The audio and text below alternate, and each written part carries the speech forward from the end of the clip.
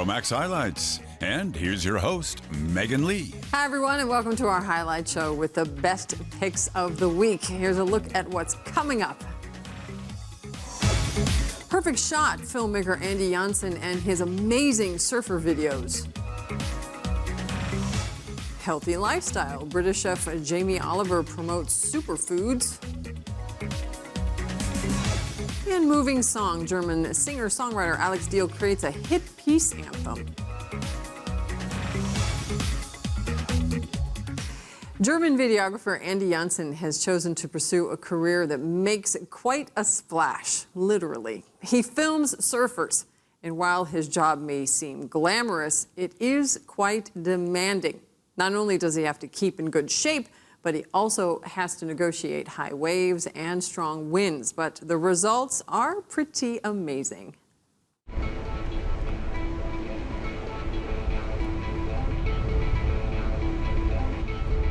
Surfs up and filmed in ultra slow motion.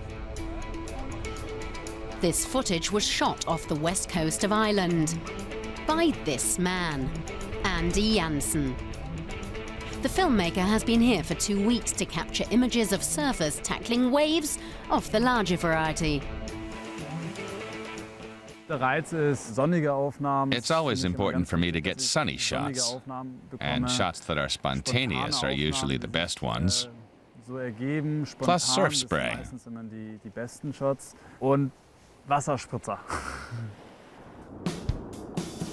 Today, Jansen is filming Let's Be Frank, a documentary on the life of one of the best surfers in the world, Frank Solomon. This is the first time the filmmaker has worked with the South African surfer. He's a cool guy, lots of fun. And it's easy to work with him.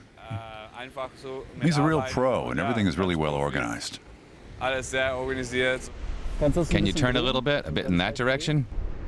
Word of Andi Jansen's talents has spread around in the surfing scene, where he is considered a go-to filmmaker.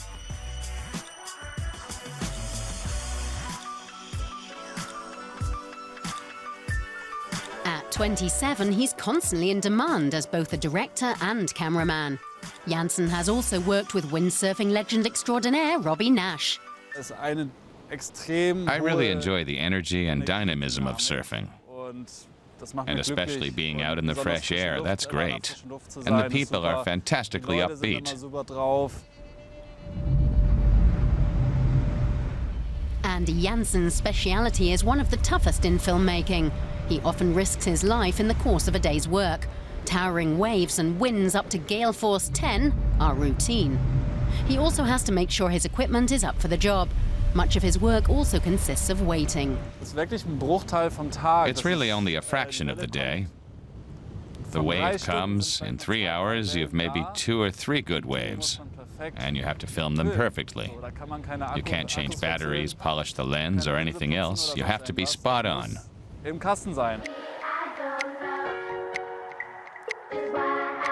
Andi Jansen thinks films consisting of nothing but action are boring. His films always tell little stories. Like this portrait of the British kite surfer Hannah Whiteley, who spends several months a year in Cape Town.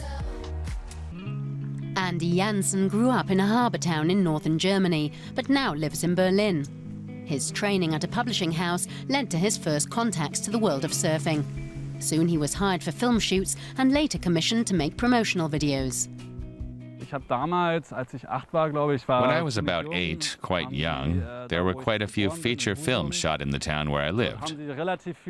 And I saw all the big film sets. The dolly, special cameras, all the lighting. And I thought, that's what I want to do someday.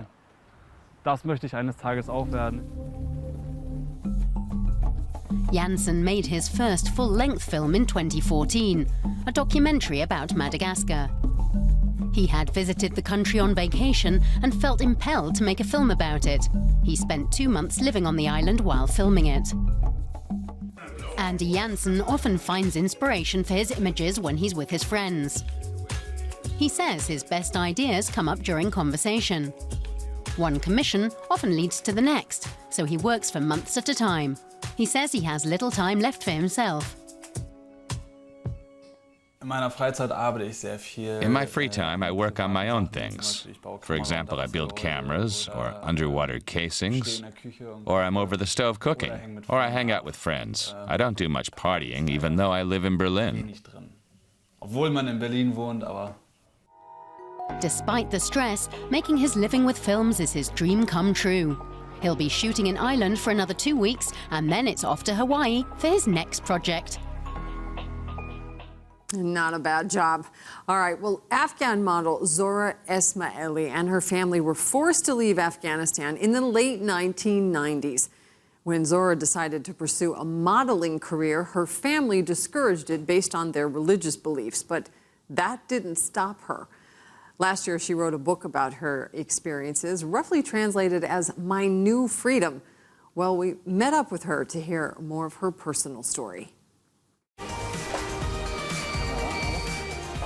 Paris, London, New York, Milan. Zora Esmaili is at home in all the major fashion hubs. She's been an internationally successful model for 13 years. Originally from Afghanistan, she was first discovered as a teenager in Germany while out shopping. Today, she's 30. She says she'll never forget her first photo shoot. I did it secretly because I knew my parents wouldn't approve. But I was curious to know what it'd be like. She was just 14 then and hadn't been in Germany for long. Her family believed modeling was out of the question for a Muslim woman. Taking photos in general is not so common in Afghanistan, but it's especially problematic for women. If you take a photo privately and don't show it around, that's different. But generally, modeling as a job doesn't exist. They want women to stay in the background, so it's not desired. Initially, Esmaili wanted to be an aviation electronics engineer after high school, but her curiosity got the better of her. At age 17, she broke with her family's strict Muslim traditions, going on to become the first top international model born in Afghanistan. You can tell that her past has shaped who she is. She's different and special. Customers that come to the showroom notice that too and ask her about it. Esmaili is keen for others to benefit from her experiences as a refugee. She's an ambassador for the German government's anti-discrimination agency and works for an association that helps people in Afghanistan. Zora Esmaili was born and raised in Kabul. In 1998, she fled to Germany with her family to escape the terror of the Taliban. Their journey took months and included times of extreme hunger, violence, and terrible fear. Here in the forest, we had to walk forever. We went many kilometers on foot in the dark, at night. Or here, I think this is where we were left in a car alone in Slovakia. Using photos to reconstruct her journey from Afghanistan, Esmaili has been able to address some of her traumatic experiences, also the subject of a book she published last year. But she still loves her former homeland. Esmaili recently designed her own fashion collection inspired by Afghan dress. She completed it in just 2 weeks. When you're passionate about something, you somehow get a special strength. It was the same when we were on the run. I wonder now how I got through the hunger. These days, if I don't eat for half a day, it's unbearable. But I can remember we were at the border for 3 days with nothing to eat or drink. We ate snow to survive. I transformed that into an inner strength.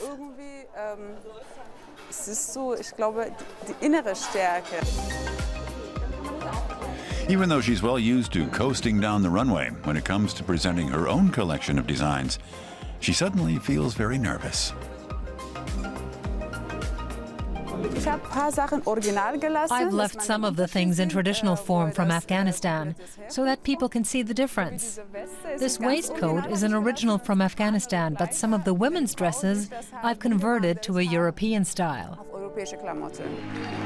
The event is packed with high-profile guests. Zora Ismaili is not only unveiling her first collection, she's also seeking to raise funds for her new charity project called Culture Coaches.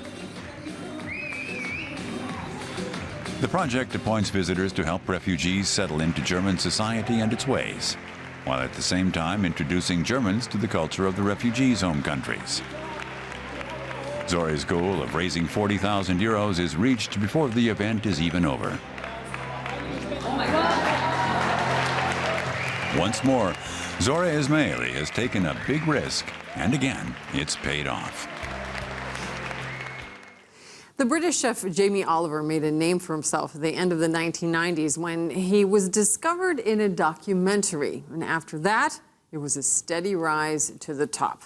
Oliver has cooked for heads of state, started programs in both the UK and the US to get kids to eat better, hosted successful TV shows, and of course, written numerous best-selling cookbooks. Now, his latest has just been published in German. So we met up with him here in Berlin to talk about it. Jamie Oliver is in Berlin to promote his latest book.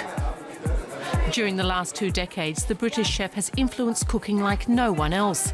And he's done so without having any of the classic culinary honours, like Michelin stars. It doesn't have to be gourmet or Michelin to be at the same level. I think, like fashion or art or music, I like simple food, I like rustic food, I like food that makes you feel comfortable, food that disarms you or intrigues you. I don't really like to try and control nature too much. I love to not touch it too much. Probably more effort goes into buying and finding the food than mucking around with it. But I love it. Jamie Oliver has already published some 20 cookbooks. His latest one focuses on wholesome nutrition. It contains 90 recipes that use superfoods, foods that are especially rich in vital nutrients. And he's brought some samples specially whipped up for the book presentation. Jamie favours simple preparation methods to get more people eating more wholesome foods. But the superfood trend is not brand new.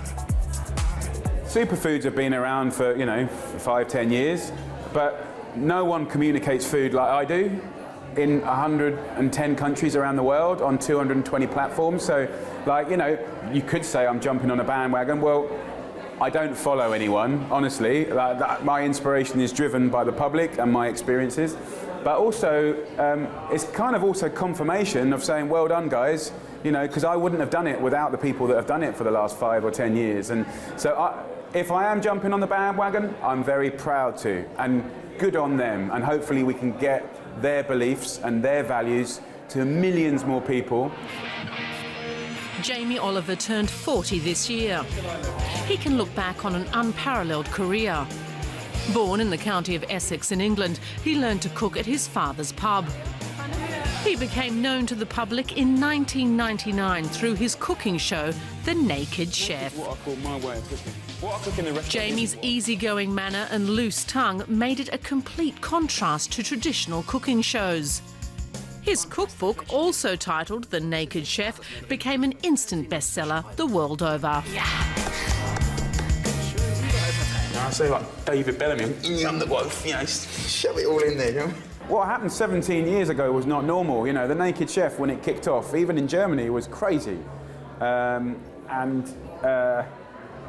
It was like a moment in time. It was just like a new generation of cooks, and slightly more feminine, slightly more natural, a little bit scruffier, a bit more about what happens, like food in the home, and less about the restaurant. But most importantly, I started having conversations with the public. Today, Jamie Oliver presides over a culinary empire.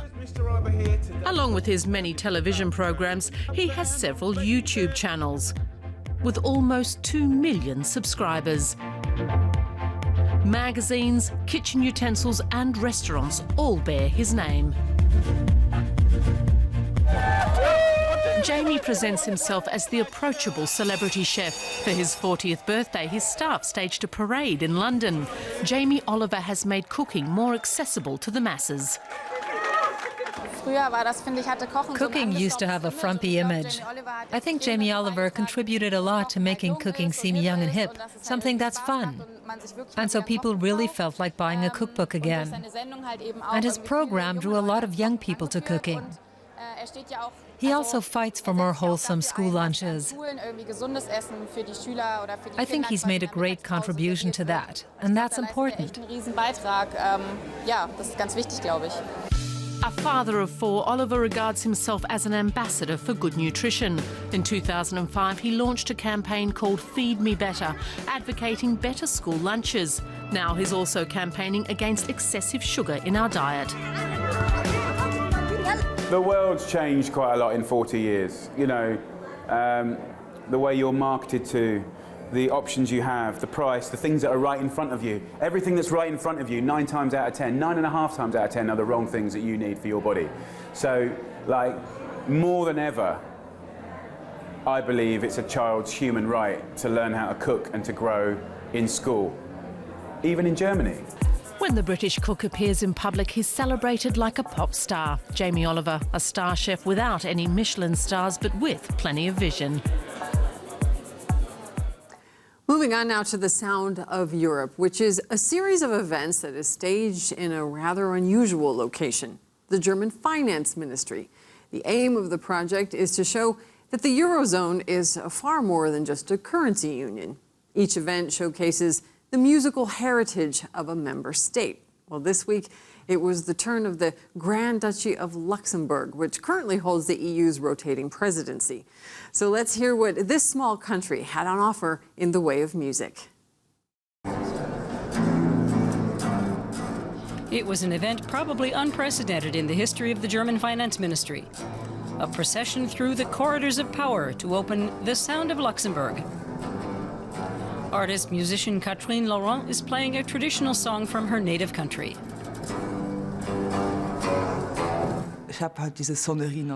I chose the Sonnerie Nationale. That's what we call a procession piece. The Luxembourg Army Band marches to it to celebrate the national holiday. But this is different from the national anthem. I adapted it for guitar and with less pomp than the version played by bands.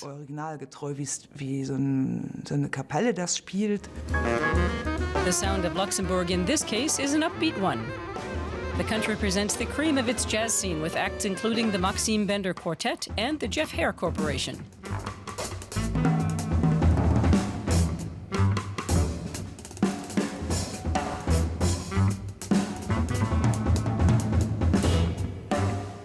The jazz scene in Luxembourg is very small compared to Berlin or Cologne, of course. But what's interesting is how professional the new generation is. That's new for us.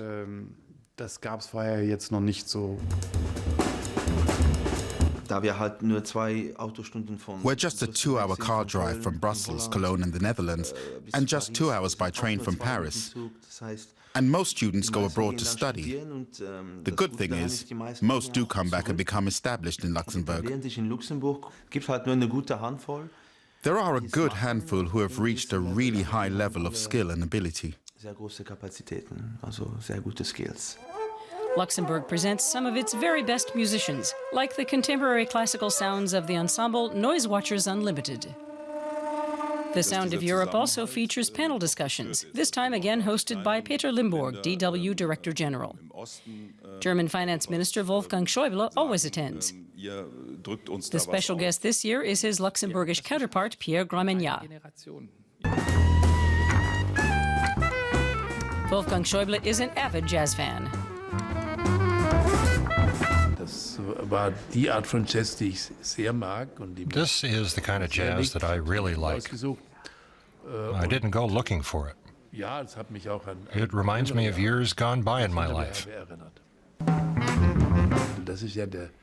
The aim of our series of events, what we're trying to achieve, is for those who come to these events to have the feeling afterward that they're a little more familiar with the country we have presented.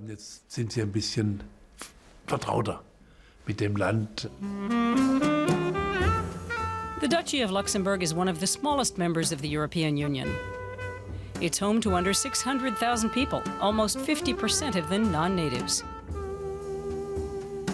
The country has 3 official languages: German and French and Luxembourgish, in which songwriter Serge Tonart performs. Grab voll granzig Gesen beim Shoppen an der Stadt. Pack von Panzerlisten an dem Steuerrad. Es ist eine Seltenheit, dass auf Luxemburgisch. It's rare to hear anyone in the popular music scene sing in Luxembourgish. But now we're increasingly hearing it in rap and hip-hop, for example. It's lovely to see, but we really have very few singer-songwriters. And in the rock scene, it's almost all in English. The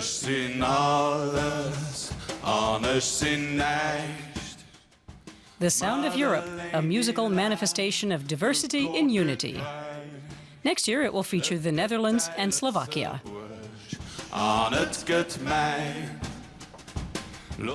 And before we go, German singer and songwriter Alex Diehl turned to music to express his outrage about the terrorist attacks in Paris on November 13th.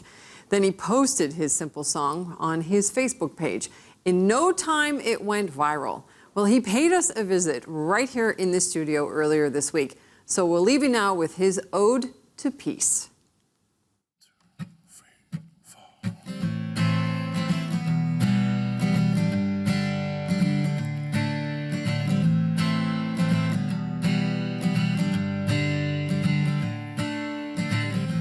Habt ihr nichts daraus gelernt? Hat man euch denn nicht erklärt, wie die Regeln funktionieren, das Spiel verstehen und auch kapieren, dass dieser Welt niemand gehört.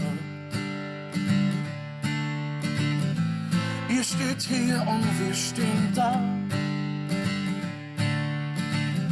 Vor lauter Angst sieht keiner klar. Ihr seid wütend, wir können's verstehen, doch diesen Weg voll Hass zu gehen löst kein bisschen das Problem. Aus Angst wird Hass, aus Hass wird Krieg, bis die Menschlichkeit am Boden liegt, bis hier alles explodiert und jeder den Verstand verliert. Das alles hatten wir schon mal.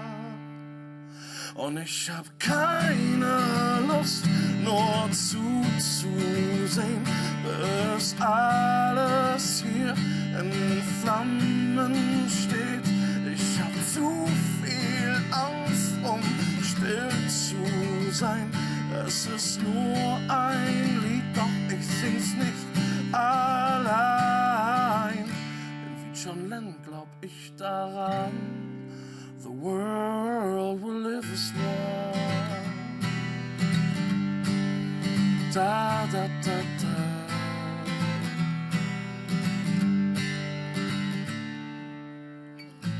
Unsere Zeit ist nur geliehen. Wollt ihr sie wirklich so verbringen? Was muss passieren, damit ihr seht, dass das hier auf der Kippe steht und dass es nur gemeinsam geht? Denn aus Angst wird Hass, aus Hass wird Krieg, bis die Menschlichkeit am Boden liegt, bis hier alles explodiert und jeder den Verstand verliert. Das alles hatten wir schon mal. Und ich hab keine Lust mehr zuzusehen, bis alles hier in Flammen steht. Ich hab zu viel Angst, um still zu sein. Es ist nur ein Lied, doch ich sing's nicht allein. Ihr könnt Hass verbreiten, Ängste schüren. Ihr werdet diesen Kampf verlieren. Denn wie John Lennon glauben wir daran, dass diese Welt eins werden kann.